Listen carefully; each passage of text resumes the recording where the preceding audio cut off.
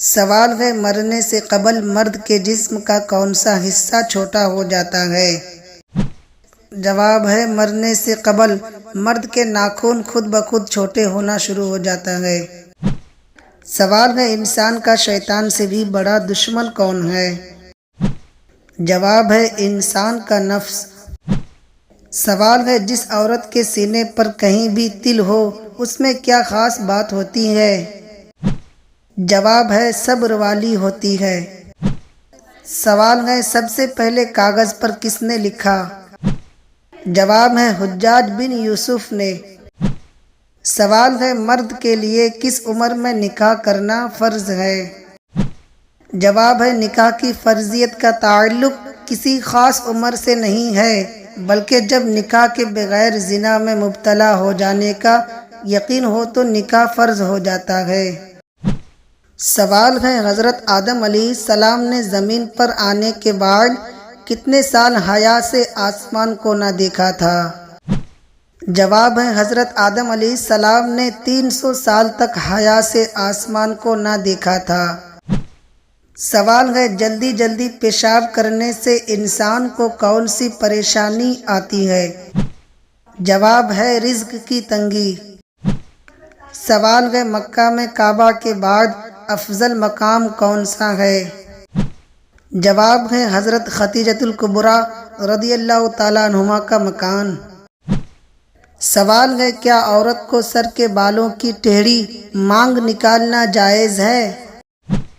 جواب ہے سائیڈ سے مانگ نکالنا حرام یا گناہ کبیرہ نہیں لیکن یہ طریقہ شریعت میں پسندیدہ نہیں ہے۔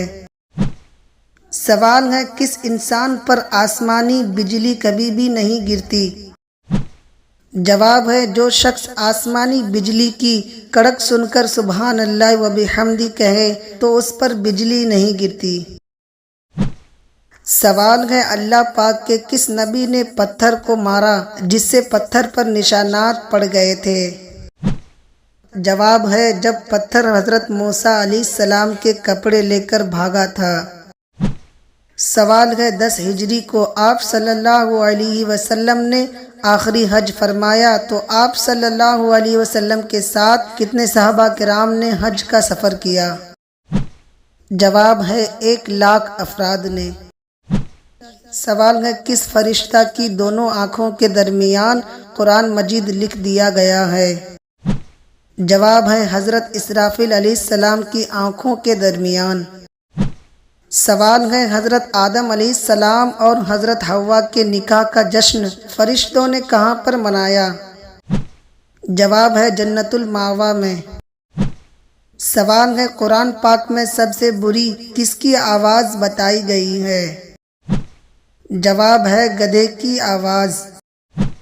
سوال ہے بچہ ماں کے پیٹ میں رہتے ہوئے کن کن چیزوں کو پہچاننا شروع ہو جاتا ہے؟ جواب ہے کھانے پینے کے ذائقے اور آوازوں کو پہچاننا سیکھ لیتا ہے۔ سوال ہے موٹے ہونٹوں والی عورت میں کیا بات ہوتی ہے؟ جواب ہے ایسی عورت بے وقوف ہوتی ہے۔